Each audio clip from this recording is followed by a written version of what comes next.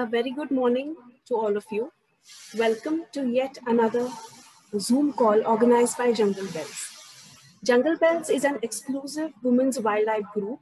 We are into wildlife related activities, conservation, and tours. Before we begin, I would like to request all of you to turn your cameras off and switch off your microphones, please. If you have any suggestions and questions for the guest, please type them in the chat box and we will address them after his talk.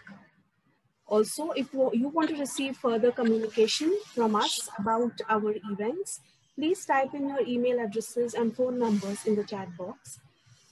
Well, Aarti will like to take it over from here and say something about our guest of today's webinar. Aarti. A very good morning to all of you. A little bit about our guest for today, Mr. Aseem Srivastava sir. He joined the Indian Forest Service in 1982 and served the government of Gujarat and government of India for 36 years before retiring in 2018.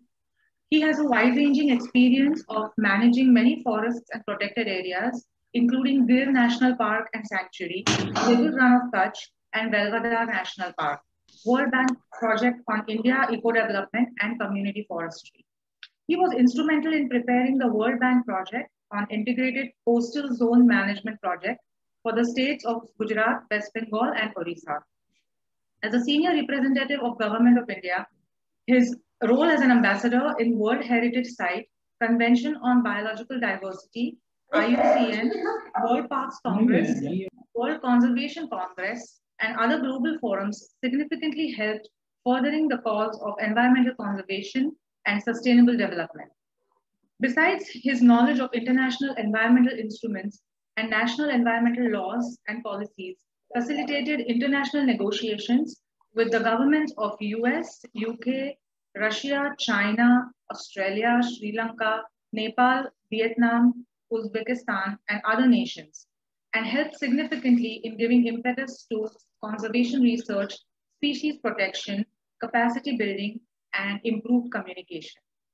His international assignment with IUCN and Traffic International provided an opportunity to work in many Southeast Asian and South Asian countries in conducting impact assessments, coastal protection, ecological restoration, biodiversity conservation, and establishment of South Asia Wildlife Enforcement Network. He has also published more than 25 research papers and books titled Asiatic Lion on the Brink, Ecological Meltdown, Impact of Unchecked Human Growth on Earth's Natural Systems, The Science and Impact of Climate Change, and Energy Dynamics and Climate Mitigation, an Indian Perspective. A very warm welcome to you, Aseem sir, on our platform. You can start your video so that everybody can see you.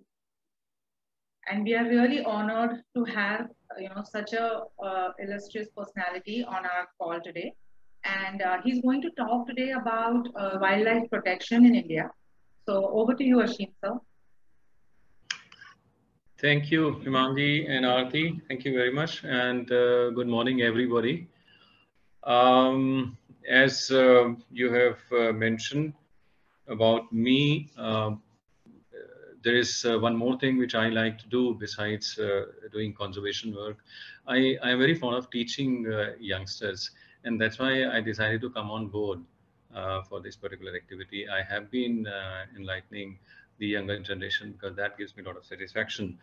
Okay, now without wasting much time, we can come on to the presentation. And the topic that I have chosen for today's presentation is wildlife protection in India.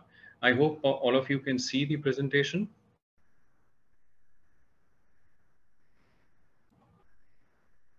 We are not able to see it yet, sir. You'll have to share your screen and then.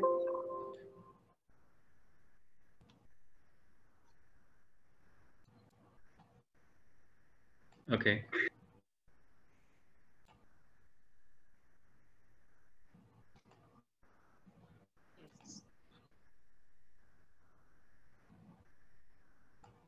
Okay, can you see it now? Yes, yes.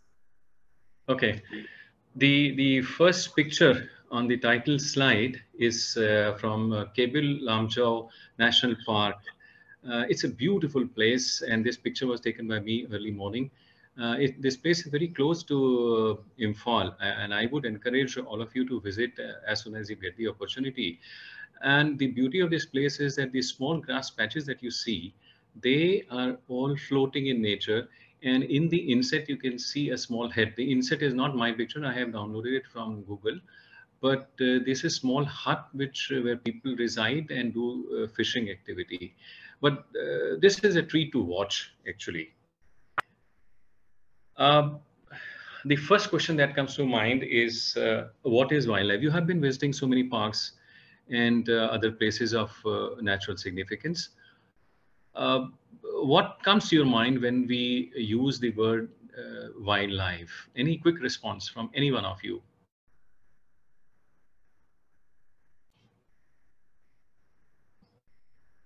You can unmute yourself and answer.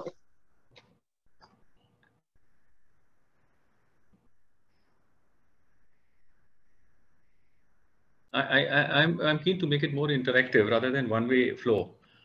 Okay. Life in the wild. Sorry. Yeah. Please go ahead. It is life in the jungle. The wilderness. Life in the jungle. Okay. Good. Any other? Animals in their animals and birds in their natural habitat. Animals and birds in their natural habitat. Okay.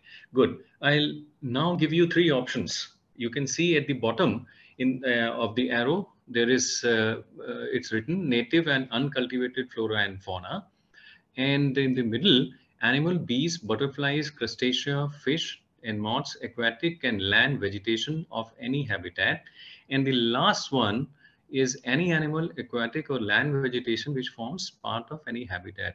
Of these three, which one fits into the concept of wildlife? Quick response.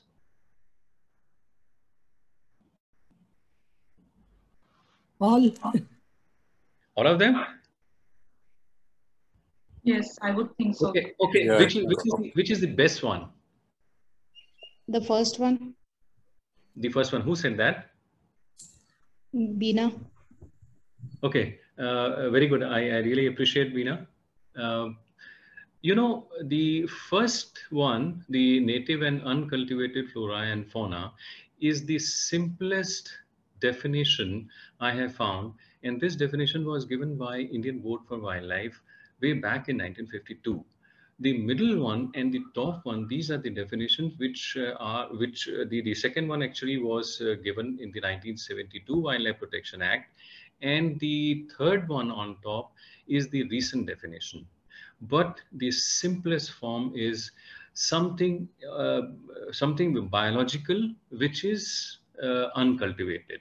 That's the simplest form of understanding or conveying the message of wildlife. Okay. From there, we move to the concept, from the concept to the legal definition. You know, the definition which I am quoting here was written by a lawyer in 1665. His name was Manwood, and this was the first legal document where the definition of forest was used. It's slightly complicated, and I'll just try and explain it to you. A forest is a certain territory or circuit of woody grounds and pastures known in its bounds and privilege, and the peaceable abiding of wild beasts and fowls of forest, chase and warren, to be under the king's protection for his princely delight, replenished with beasts of venery or chase, and great coverts or words for succor of the said beast, for the preservation whereof there are particular laws, privileges, and officers, etc., etc. The important point is, this is the first legal definition, and you will be surprised to know that we do not have a legal definition of forest in our country, and many countries also do not have the definition of forest. There are reasons for that. And when I started searching for the definition, this was the first definition. I haven't seen any other definition before 1665. The important point why I wanted to show you this definition is the fact that in those days, there was no difference between forests and wildlife. And in India, the word forest was never used. We never, in our vocabulary or dictionary, the word forest did not exist. We were using the term jungle or jungli. People used to say jungli area hai. Any area which was not cultivated was known as jungli land.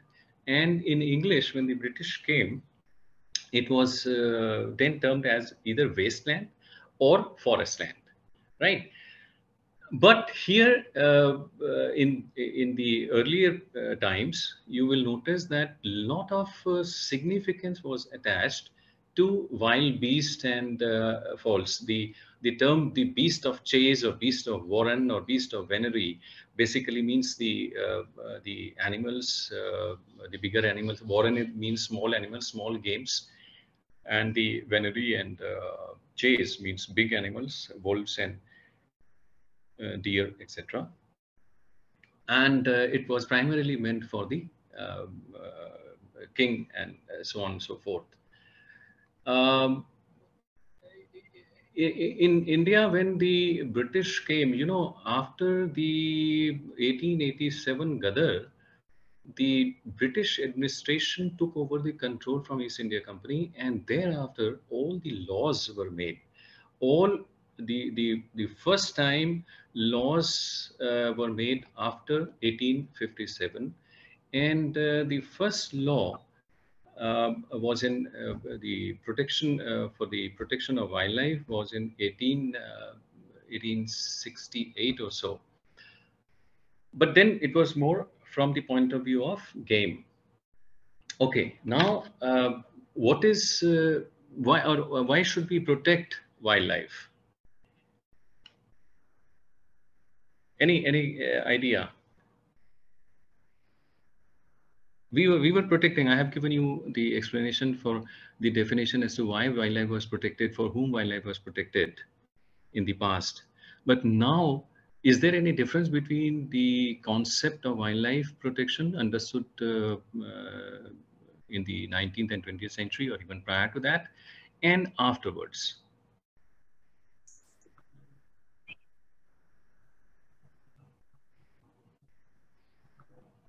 Okay. Shilpa, you can answer. You can unmute yourself and answer. Yeah, please. Yeah, to protect the biodiversity. To protect the biodiversity, but why should we protect the biodiversity? Okay, you have raised a very valid point. What is the difference between biodiversity and wildlife?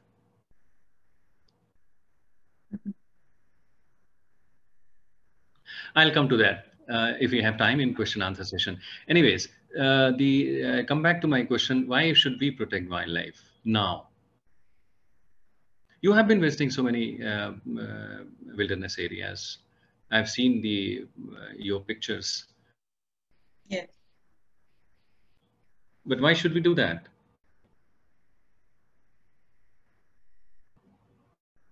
Okay. No. The first thing is we have to prevent the extinction of the species.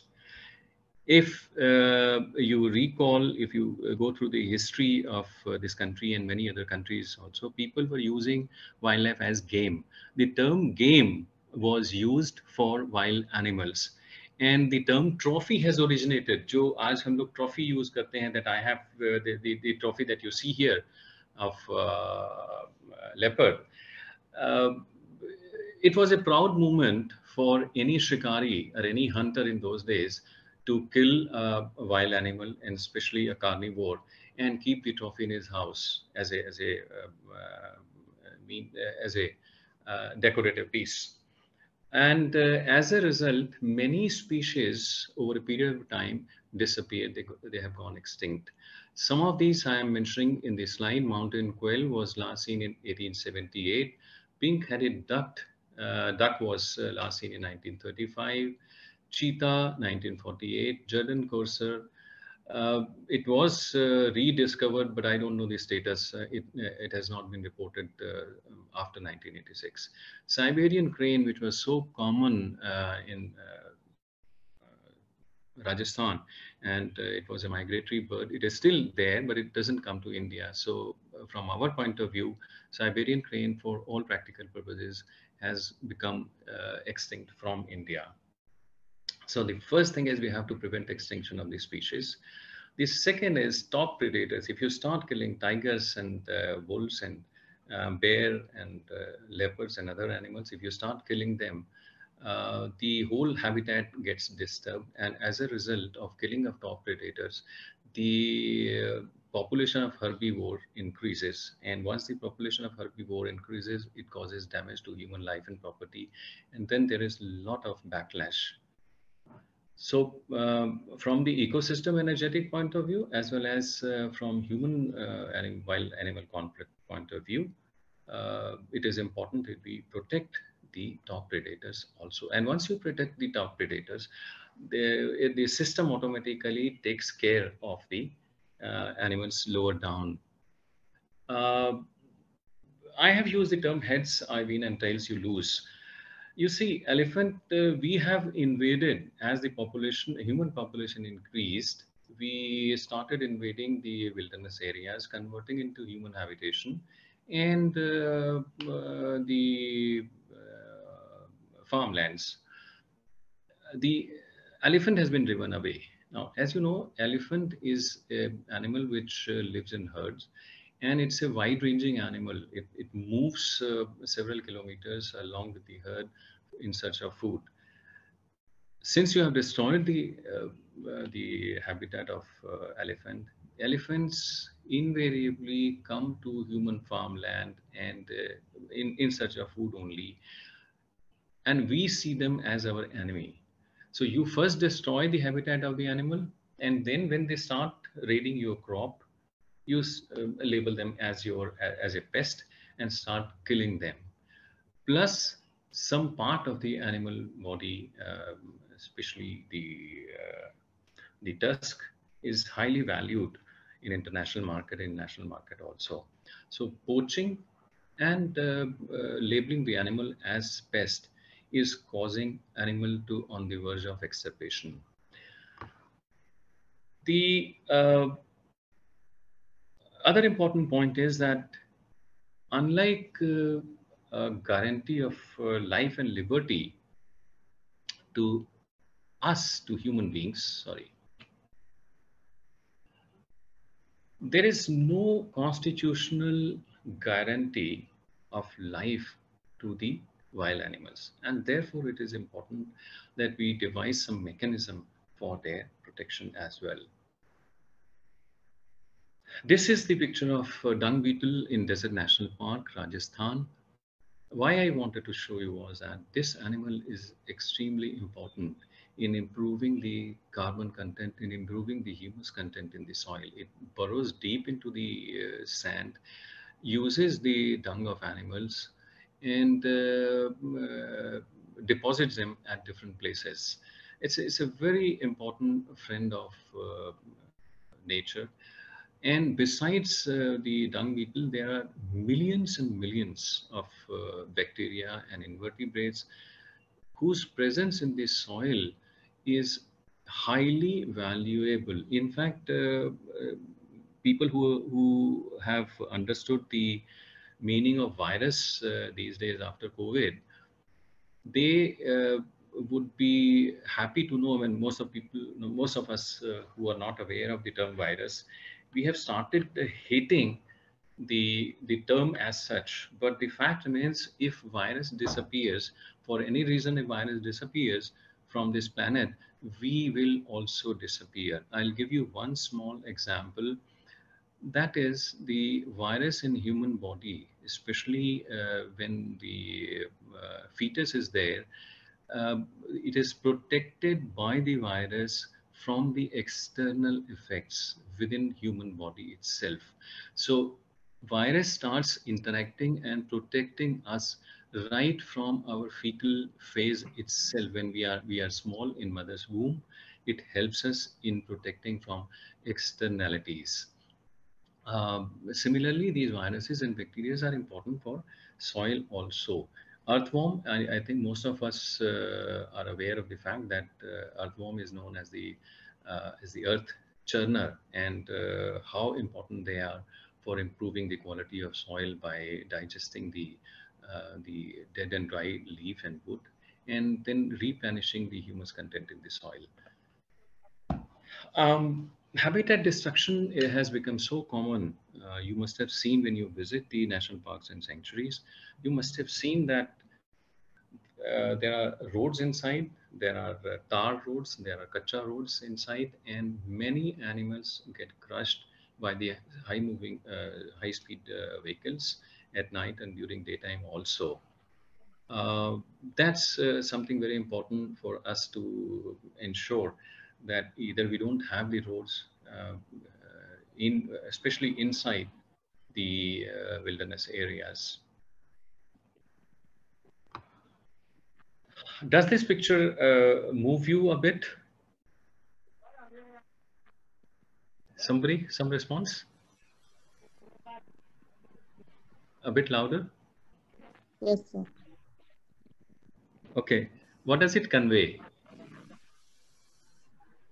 Do we really need to kill wildlife for consuming protein, or for using delicacies? No. Okay. Unfortunately, it's only because of not fear about the crime, and that's the reason of the greed. Sorry, say it again, Sanjay. Unfortunately, this kind of greed is arrived because of there is no fear about wildlife protection. Means I say, if you are afraid of murdering a human being, because you know you will get hanged for that. Yes. And for killing a bird for pleasure, or say greed, or for eating, or delicacy, the guy know that he can get away with it. So that's why that's the main reason, I think.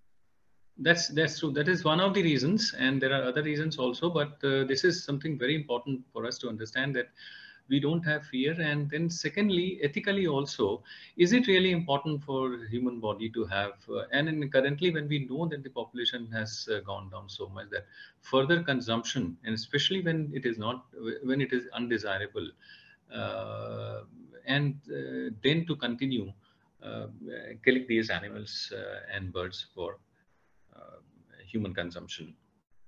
And see, I am showing you this picture of animals, but please remember one thing, that the consumption of fish and other invertebrates, the aquatic invertebrates, has gone so high that the catch, if you look at the national and international figures of the fish and crustaceans and other aquatic animals, their production has gone down, which means that their breeding rate has slowed down, and their killing rate or their trapping rate has gone up, which again signifies that the rate of consumption by human being is increasing drastically.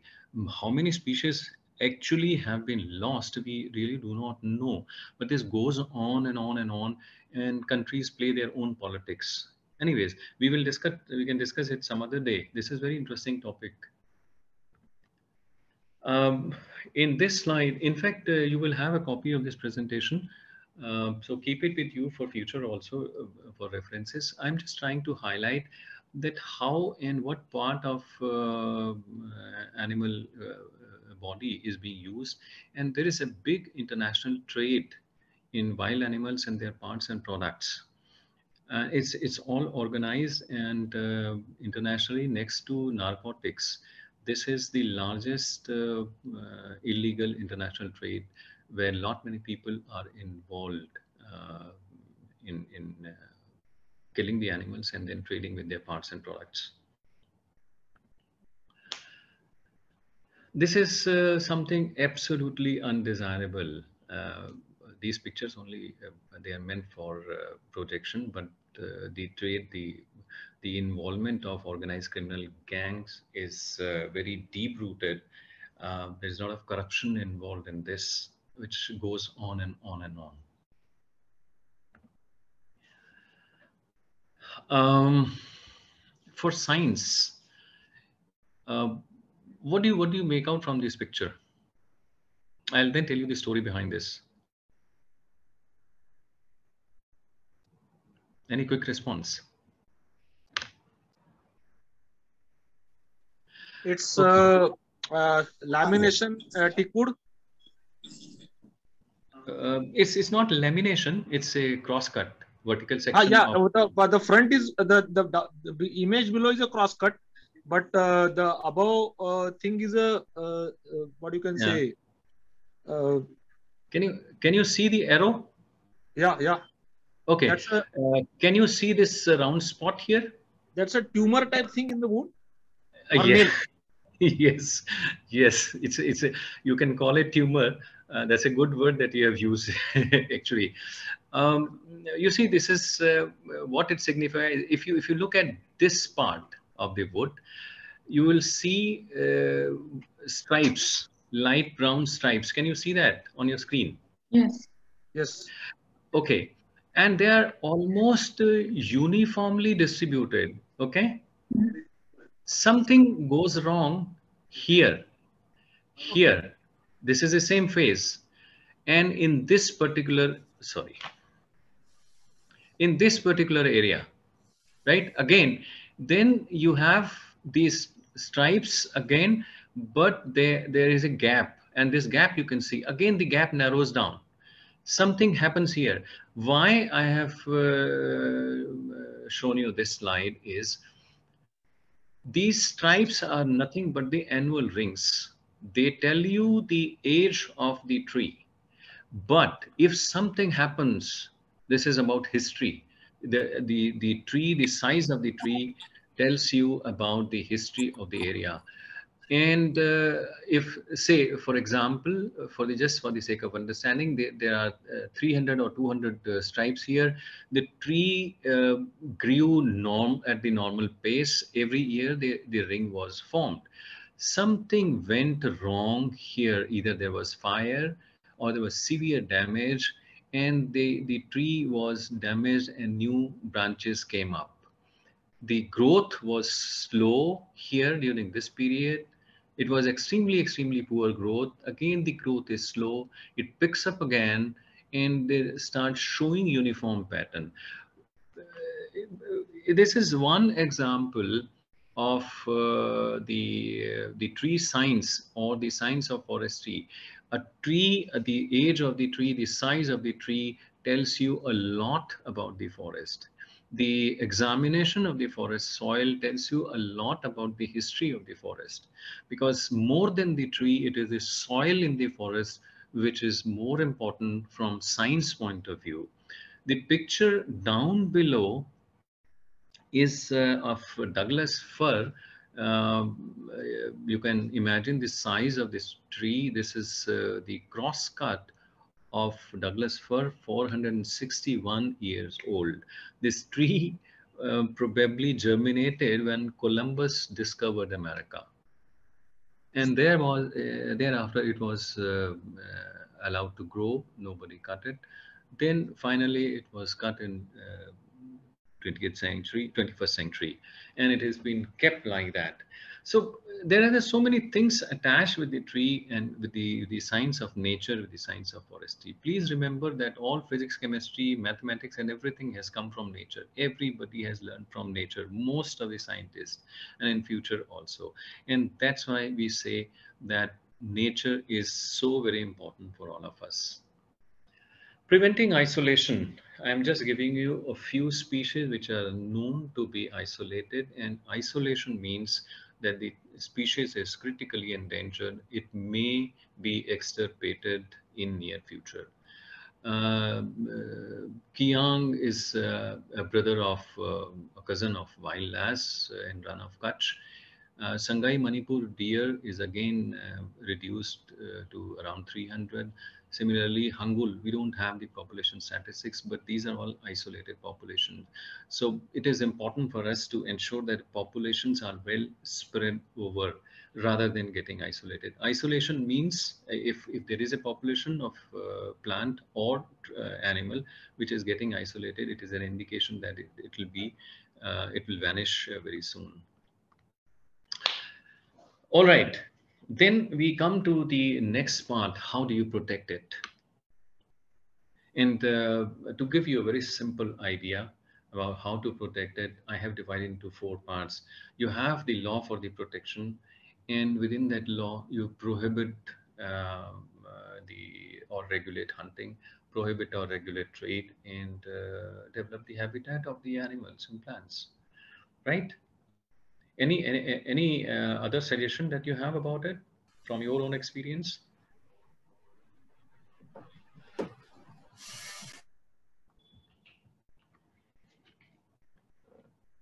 Okay. The main thing is educate people, basically.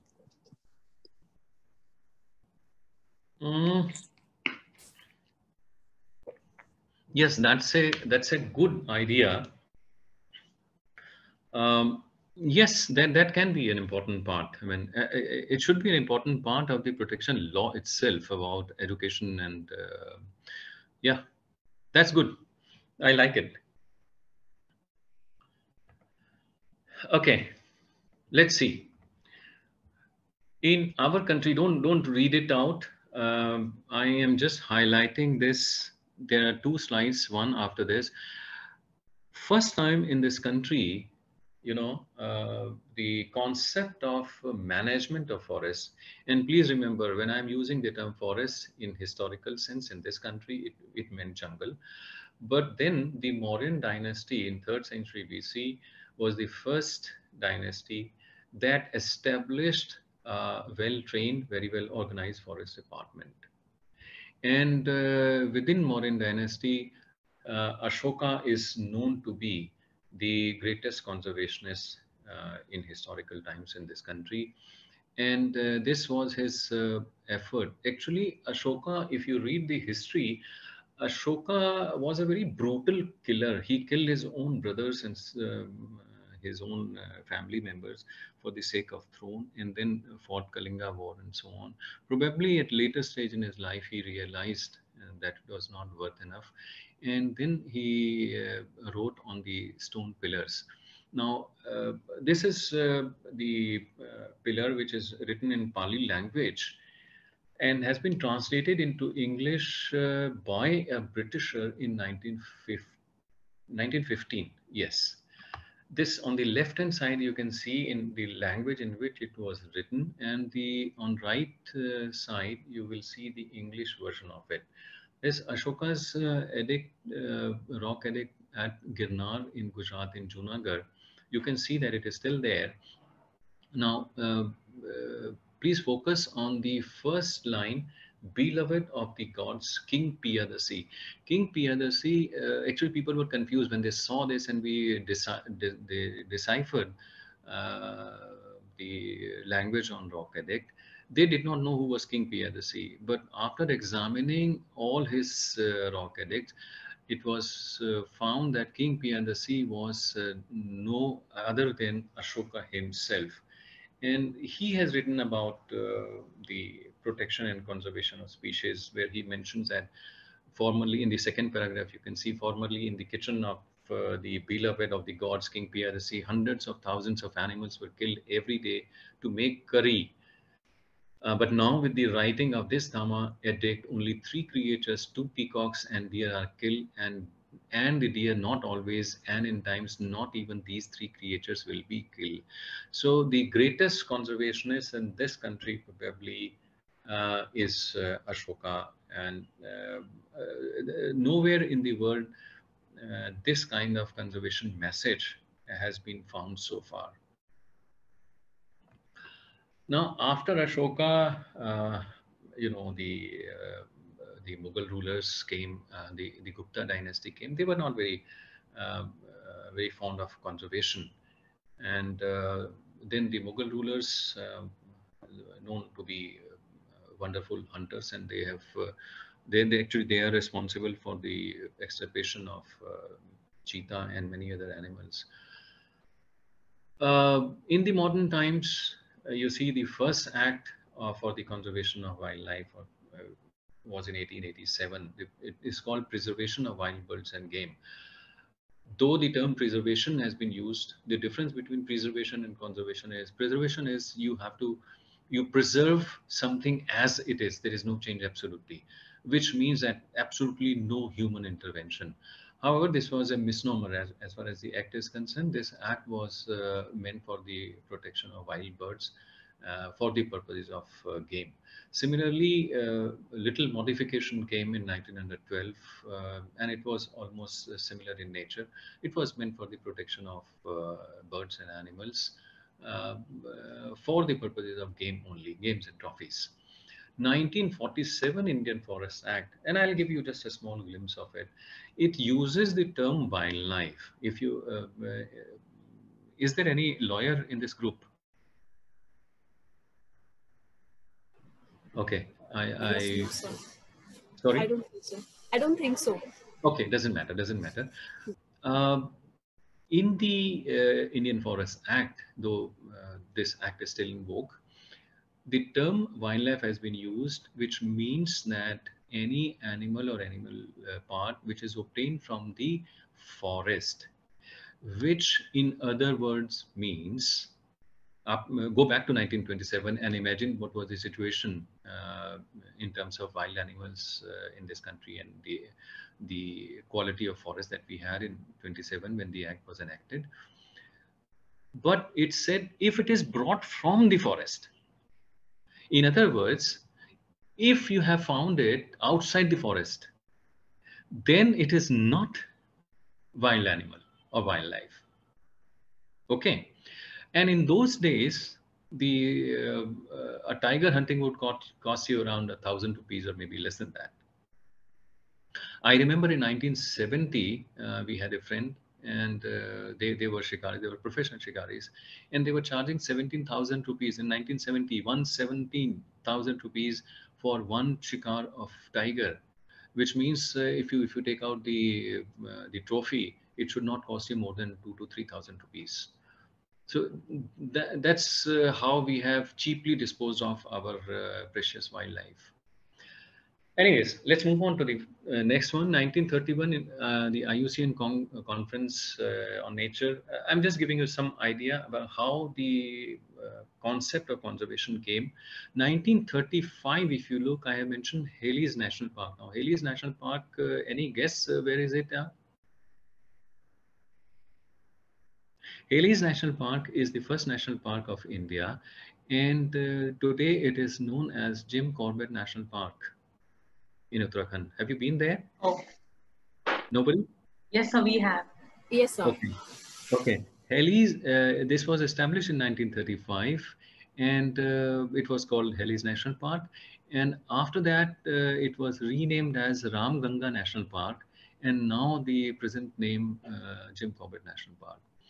Then in 1952, Indian Board for Wildlife was set up. Indian Board for Wildlife is now known as National Board for Wildlife, and it is a legal entity. After 2003 amendment to the Wildlife Protection Act, it has become a legally a statutory body. But before that, it was established by an order of the Government of India, and they did a lot of good work, in fact. 1957, there was Indian Import and Export Control Act, and export of lion, cheetah, and other animals and their trophies was prohibited. Then the Wildlife Protection Act of 1972, that has been amended from time to time. The four major amendments have taken place: 1972, 1986, 1991, and 2003. It is under amendment now, but the present situation is that the last major amendment was in 2003. Okay. Besides this, the Wildlife Protection Act, we have the Constitution of India, the Directive Principle of State Policy. And this is just to give you an idea that how sensitive our Constitution is towards protection of nature and forests and wildlife. There is another part in the fundamental duties which is meant for every citizen of this country, and Article 51A, sub-article G, subclause G says that to protect and improve the natural environment, including forests, lakes, rivers, and wildlife, to have compassion for living creatures. Okay. The Wildlife Protection Act. Now, as I mentioned in the beginning, that there are 4 components. You devise one mechanism, which is the major mechanism for the protection of wildlife and its habitat. The preamble of every law has a preamble, even the Constitution has a preamble. But in case of Wildlife Protection Act in 1972, when it was enacted for the first time, the preamble mentioned about 2 things: for the protection of wild animals and birds, and for matters connected there with an ancillary there too, and so on and so forth. But 2 parts are essential: wild animals and birds and their protection. Now, look at this slide, and I'll just take you through the amendments and how it has evolved over a period of time. In 1972, the wild animal and wild, it was meant for the protection of wild animals and wild birds. Here is the catch. Wild bird was not defined, and it has not been defined so far. Wild animal has 2 components, but the major part is, which says any animal found wild in nature. Any act defines certain words, and the wild animal has been defined as any animal found wild in nature. And also includes, there is a schedule. There were 5 schedules earlier in 1972.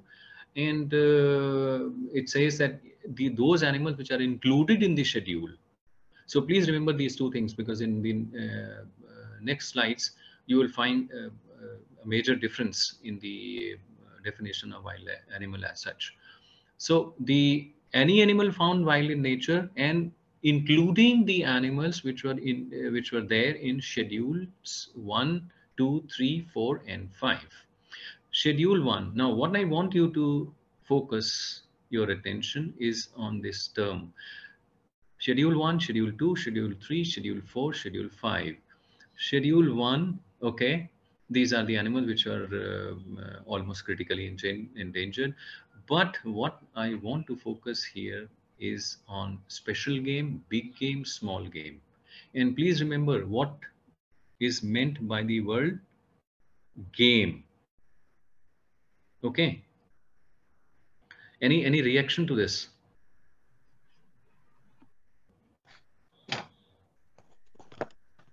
Sanjay, any reaction? I have a purpose why I'm showing you this.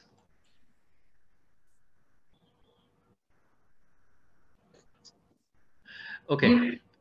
Yeah. Please go ahead. Game is like hunted animals, sir? I don't know. Animals. Yeah, I told you in the beginning itself, the word game and trophy in the context of wildlife was basically meant for hunting the animals and then keeping the trophy, their skin and their head as trophies in their drawing rooms. Right. But the important point here is in 1972, when the Wildlife Protection Act was enacted, though it was meant for the protection of wild animals, but the word game was used. Game was not defined in the act, but in the schedules, you will find 3 words: special game, big game, and small game. And another important point is vermin is basically, if you look at Schedule 5, vermin is an animal which is obnoxious, which is supposed to be damaging the human habitation, etc. Like wild boar or nilgai? Wild boar, यही मैं लिख रहा हूँ. Before 1972, these wild dogs, wild boars, leopard, even leopard was a vermin. Jackal was a vermin. And after 1972, fox and jackal was included. Now they have been removed. In 2003, in 1991, they were removed. But the point I want to highlight is how the law evolves over a period of time. And it is how do you take into account the mindset of the people. See, all of a sudden, it did not become absolute protection to the wild animals. And secondly, we will, as we move on, you will understand another point. The people still incorporated the term special game, big game, and small game, and the licenses were given even after 1972. Yeah. Licenses were given for hunting of special game, big game, and small games. Correct. Right. And before 1972, a wild dog, wild boars and leopards and किसी को भी मार सकते थे. Yeah.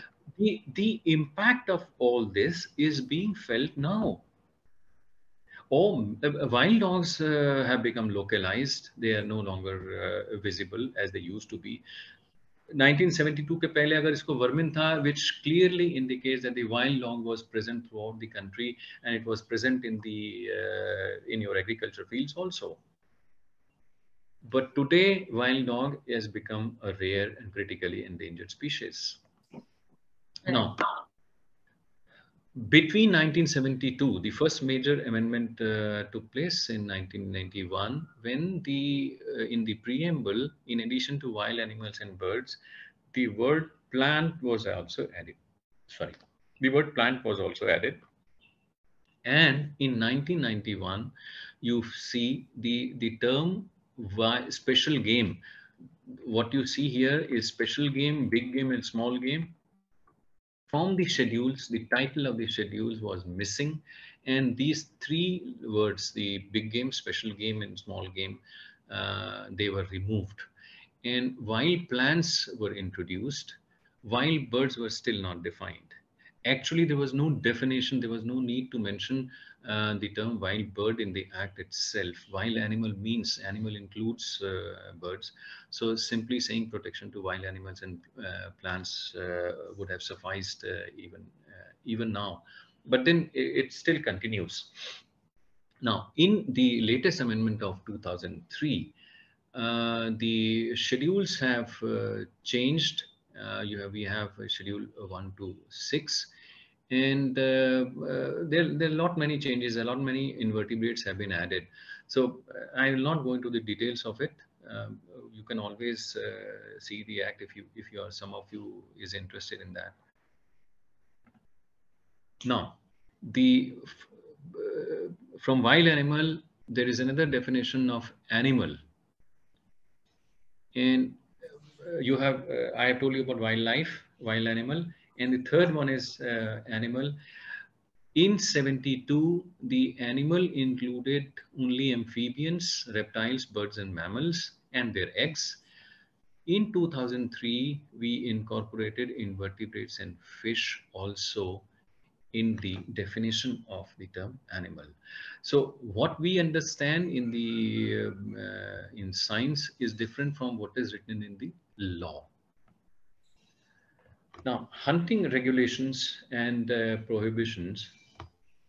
Hunting, normally, if I ask you, you will say that hunting means shooting the animal, killing the animal by whatever means.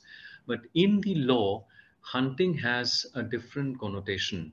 It says driving or steering wild animals. If you're driving, if you're forcing animals out of the sanctuary area or anywhere else, even outside the sanctuary area, then it will be treated as hunting. Or if you are injuring or destroying any part, if you are hitting an animal in the leg or anywhere else in the body, or even destroying their eggs, that will be considered as hunting. Or if you are capturing, killing, poisoning, snaring, or trapping the animal, and your attempt to do so will also be treated under the definition of hunting. As I mentioned earlier, hunting for sport, 1972 to complete prohibition. There was section 9 in 1972 Act, which permitted hunting for under special circumstances of special games, big games, and small games.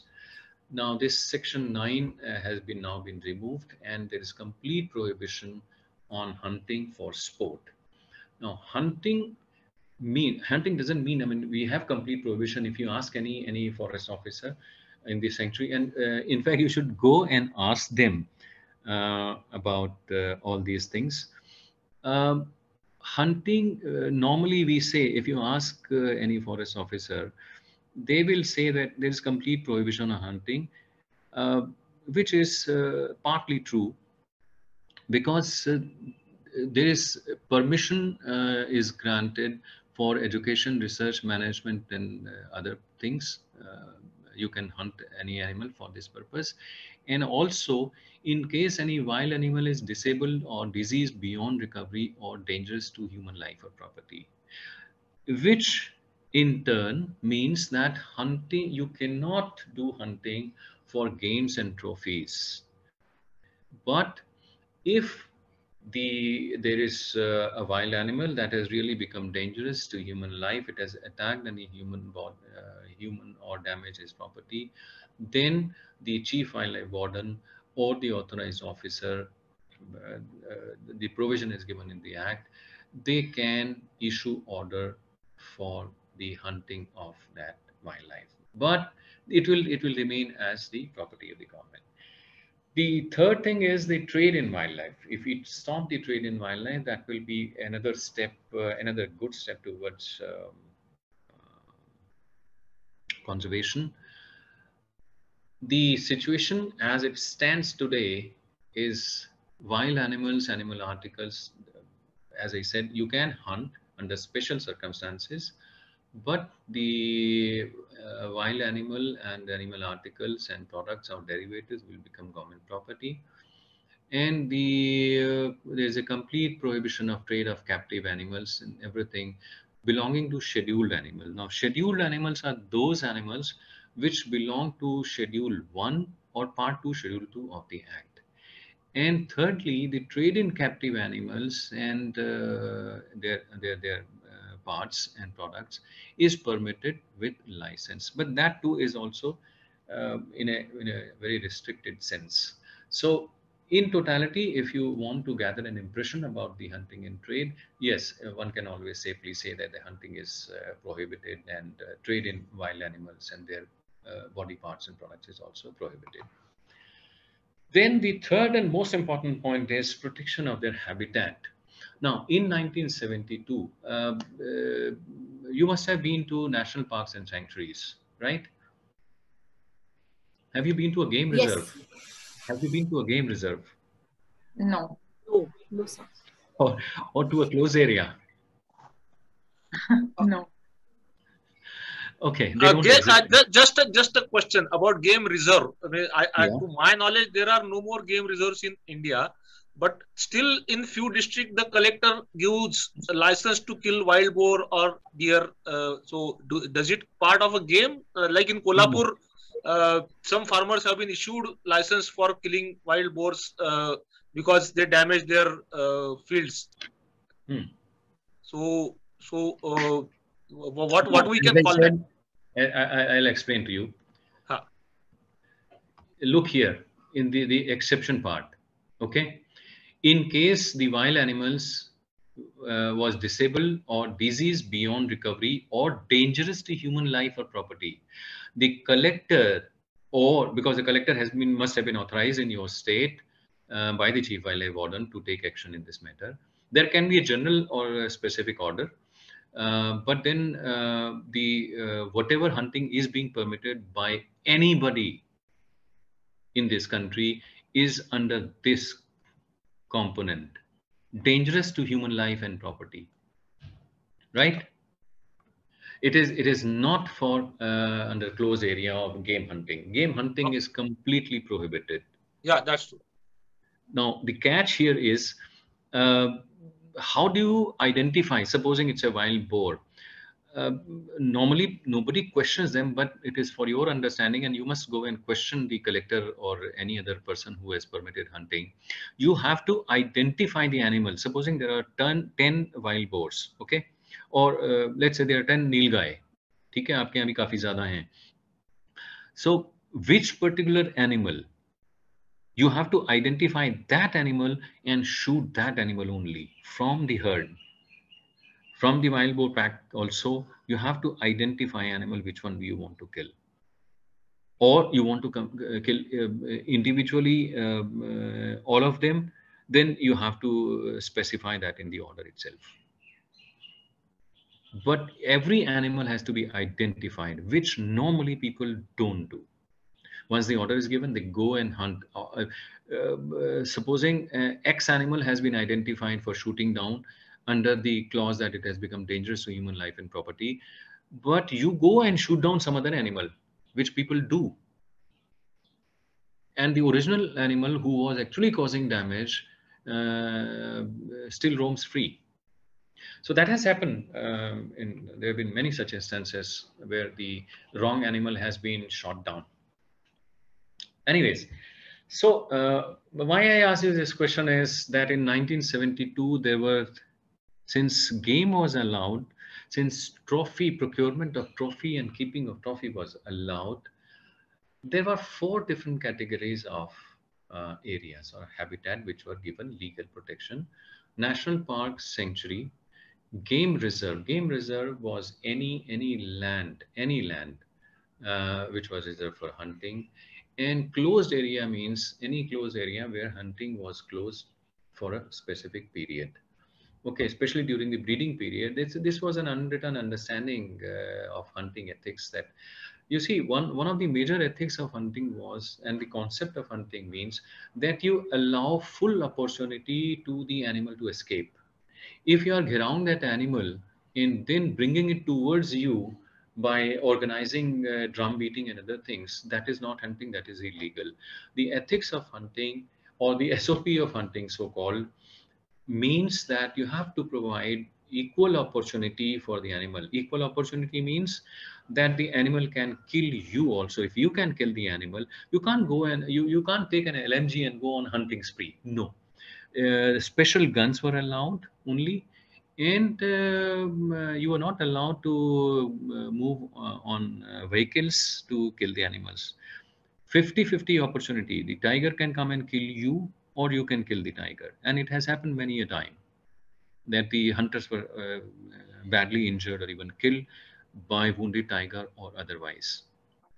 So that was hunting ethics. Okay.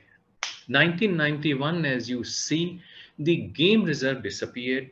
Closing area, the closed area remained in 1991. 2003, again, now these 2 new structures appear. The game reserve disappears, the closed area disappears, and instead of game reserves and closed area, you have conservation reserve and community reserve. So what we have today is a new term which has been introduced in the law, which is called protected area. Under the overall umbrella of protected area, you have national park, you have sanctuary, you have conservation reserve, and you have community reserve. The difference between national park and sanctuary is very simple. The national park means that this area, in a national park area, no rights of anybody exist, which means it is solely meant for the protection of habitat for wild animals and plants. In case of sanctuary, people can reside, people who have been given the rights can reside in the sanctuary. Conservation reserve is a small area which primarily it doesn't give you the same degree of protection, and these are mainly the government land between national parks and sanctuary, which can provide corridors to the wild animals. So and similarly, community reserves are individual areas, individual or some private land where the community decides to notify this area for the protection of plants and animals in their area, and then have the management committee that will govern and manage the area. So these are the 4 major categories of areas. And when you go to the field, you must ask this question. If you find a human habitation inside the national park, you must ask the authorities as to how are they residing within the national park. As per the law, nobody can reside within the national park. Sanctuary, yes, but only those people who have been authorized. Okay, we can skip this slide. Now, don't look at the number in these slides. This is just to show you the growth of national parks and sanctuaries in the country 1935 onwards. If you see the 1980, 81 to 83, there is a spike, then there is a second spike, then there is a third spike. And after 2010 or 11, no national park has been added, which means in last 1 decade, we have not added any national park to our system. In each state I have highlighted, I have shown Maharashtra as blue, you have 6 national parks. Okay. And the highest number of national parks are there in Madhya Pradesh. And there are many states in the country which have only 1 national park. Right? Yeah. And then in terms of area, you see Maharashtra, the area is not very big, though you have national park. See, why I'm showing you this slide is, it's not the number of the national park which is important. See, you may have 1 national park, or you may have 2 national parks in your state. But what is important is that the national park should have at least a viable area, a large area. If you look at Andaman's, there are 6 national parks, but they're very small in areas. So similarly, you look at the national park area in Andamans. Okay, it's not very big, though the number is very high. And similarly, in case of sanctuary also, there has been no addition to the sanctuary after 2015-16. And this is how the growth has taken place in terms of area, in terms of number. The gray line represents number, and the red one represents the area in 100 square kilometers. Now, major addition to sanctuaries took place between 1984 and 1988, and thereafter it is going down. So last 5-6 years, we have not added much to our kitty of wildlife sanctuaries. Gujarat, if you see, if you look at Gujarat, you know, this is the area of sanctuary. Can you guess the reason for this?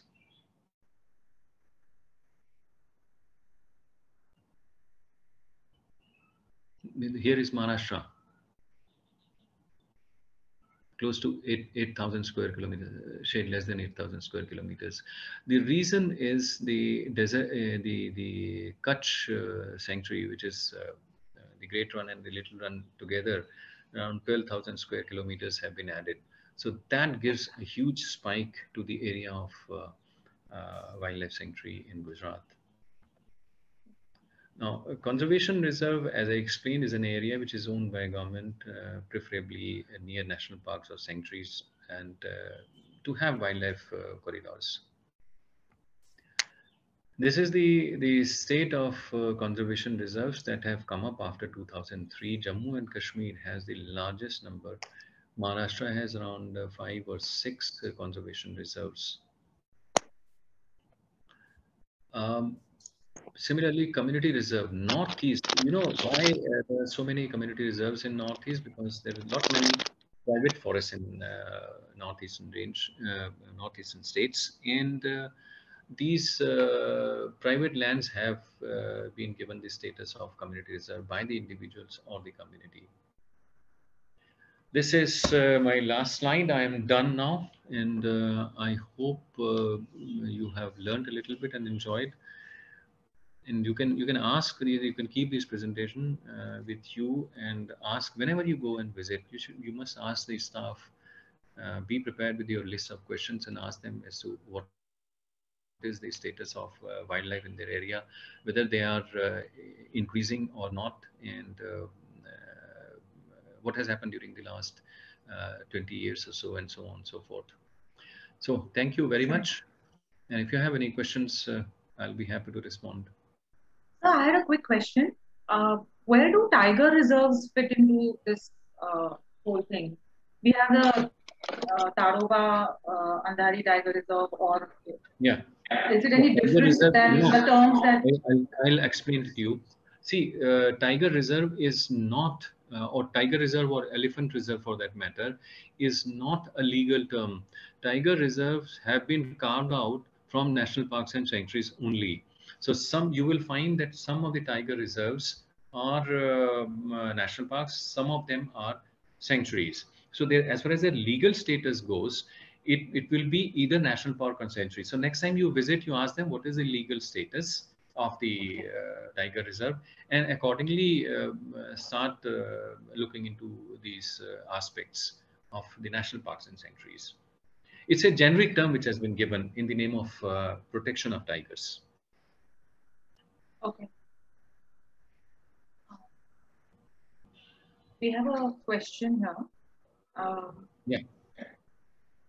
So you can stop sharing so that we can see you and you can turn your video on. Just a moment, just a moment. Is it okay now?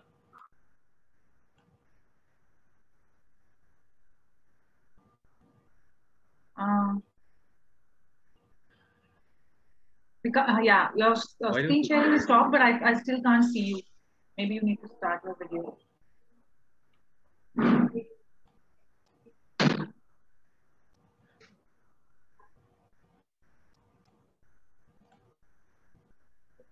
You can't see me? Or can you? I'm going to ask you to start your video. Okay, okay. All right. Your screen sharing, I think, is still on. Please. Yeah, can you see me now? Yes, yeah, yes, we can see you. Yeah. Hi. Yeah, hi.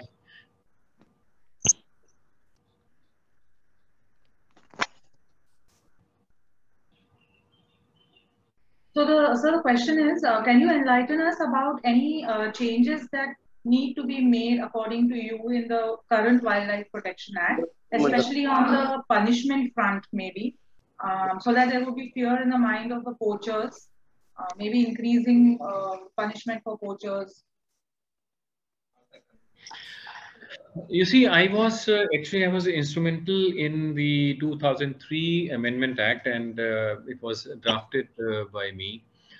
I was in the ministry at that time, and we have included we have strengthened the punishment component. And we really, as you are mentioning, that you have to enhance the punishment, but the punishment has to be commensurate. Am I audible? Can you hold on for a minute? Yes, Hello? yes, you are audible, Dada. Am I audible? Yes, Dada, you are. Okay, okay. So the argument, in fact, we had proposed very stringent punishment in that period, but the argument against stringent punishment was that the punishment has to be commensurate with the crime. You cannot hang a person for killing an animal. But despite that, we have incorporated the component of seizure of property. If you have earned some money and you have constructed a building or you have acquired some immovable property, that property can be seized. That provision was made in those days. Yes, in terms of stringency, if you ask me, I am all for it. But the law thinks otherwise. So today, whatever punishment has been assigned in the law is almost commensurate with the crime. What is important is that we have to collect the evidence. See, where we lack in terms of winning the cases in the court of law is the fact that we fail to provide the forensic evidence. What matters in case of human murder, there are direct and indirect evidences, but in case of killing of an animal, there has to be indirect evidences. And I can share in short one very good instance where we use the help of forensic science. In Junagadh, a tigress was killed on Shivratri day in Gir, and we wanted to, and we knew that a vehicle has run over the tigress, lioness, and we took the help of forensic department. They came, they took the evidence, and they told us the tire marks and everything. They took the picture. We seized the vehicle from Ahmedabad. Produced that vehicle and arrested those people. But where we failed, the forensic lab people had written in their report that the evidence of blood was found in the bottom of the vehicle, but they can and they said, okay, we can certainly say that it was not human blood, but they did not say that it was the blood of a lioness. If you don't say that this is blood of a lioness, then the case falls apart, and we lost the case. We arrested the person, we did everything. So there is a lacuna in our evidence collection, and that's why we are not able to provide punishment to most of these people.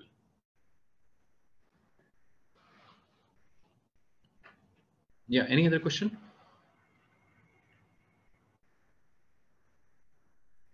So you had said that plants are also now included under the Wildlife Protection Act, but you know, with animals, it's very visible that you will see that there's hunting or there's poaching, and so it's a visible thing that animals are being harmed.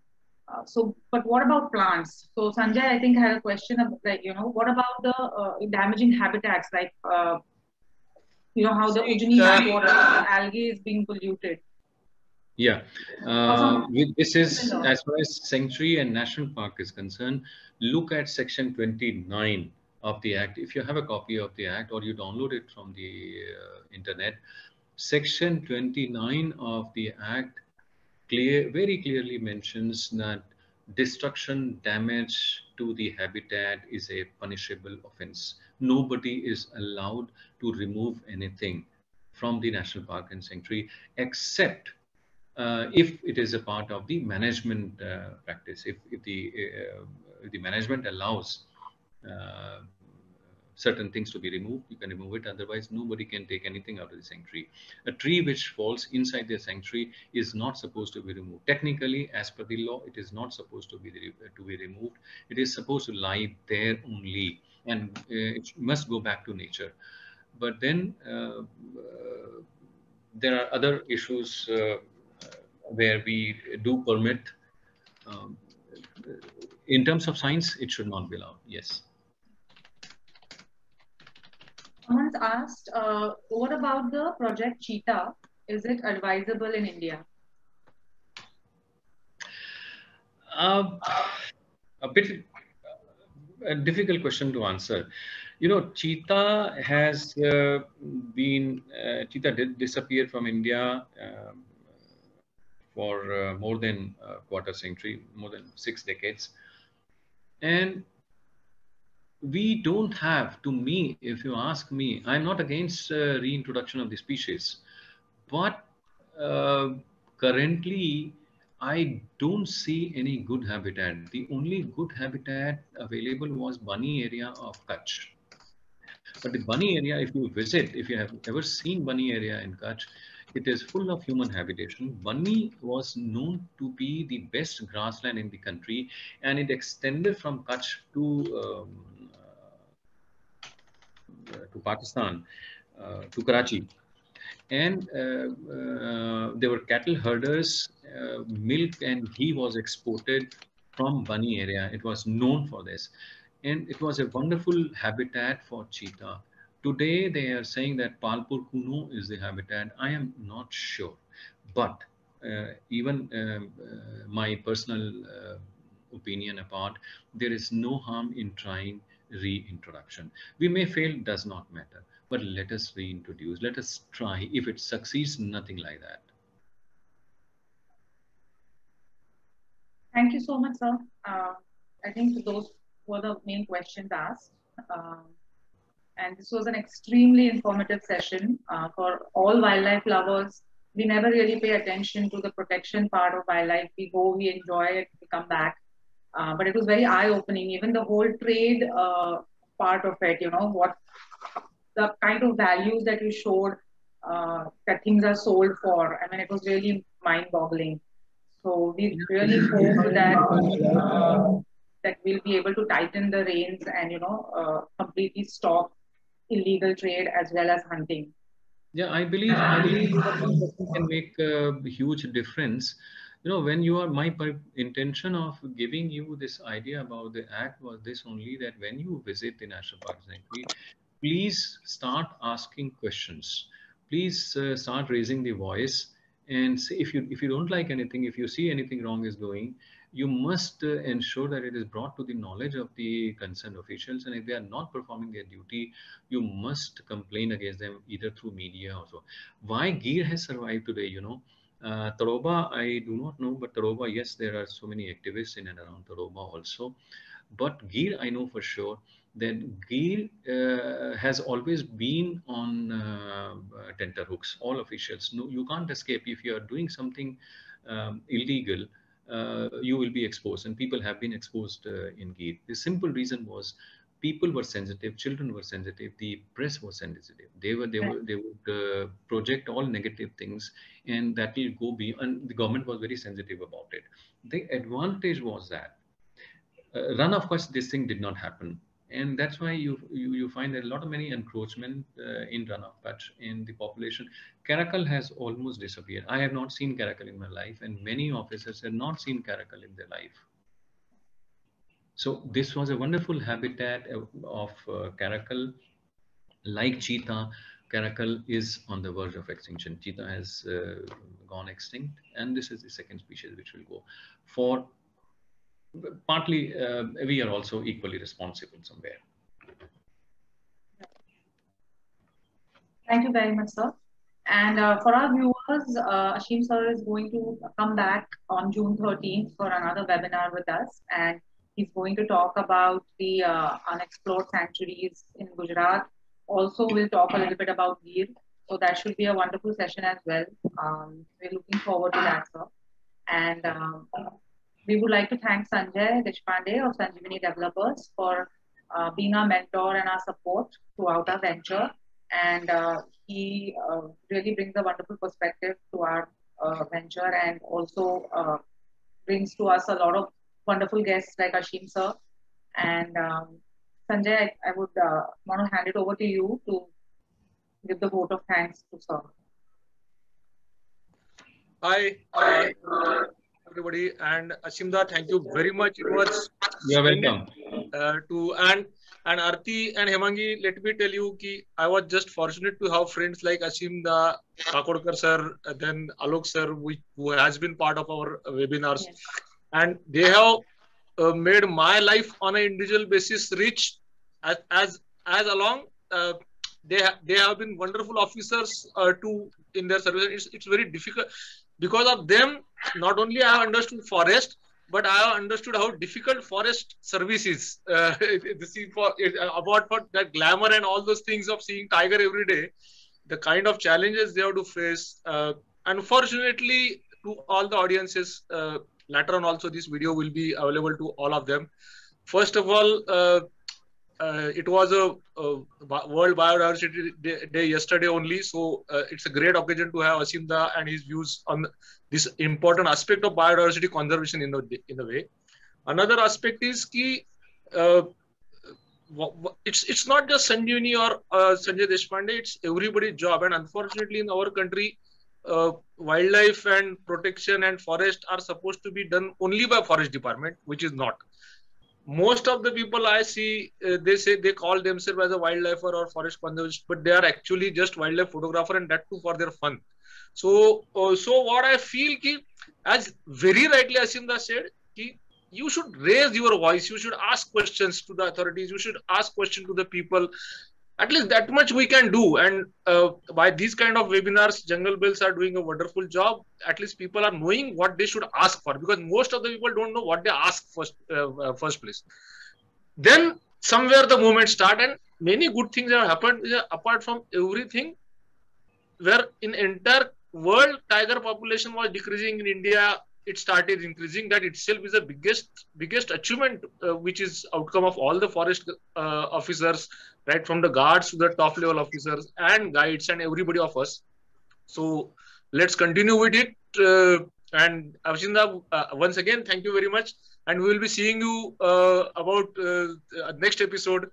Thank you, Jungle Bell, for your initiatives and the audience also. Thank you very much. Thank you so much for having me. And shall I sign off now? Yes, thank you so much. We'll see you again. Thank you. Yeah, bye-bye.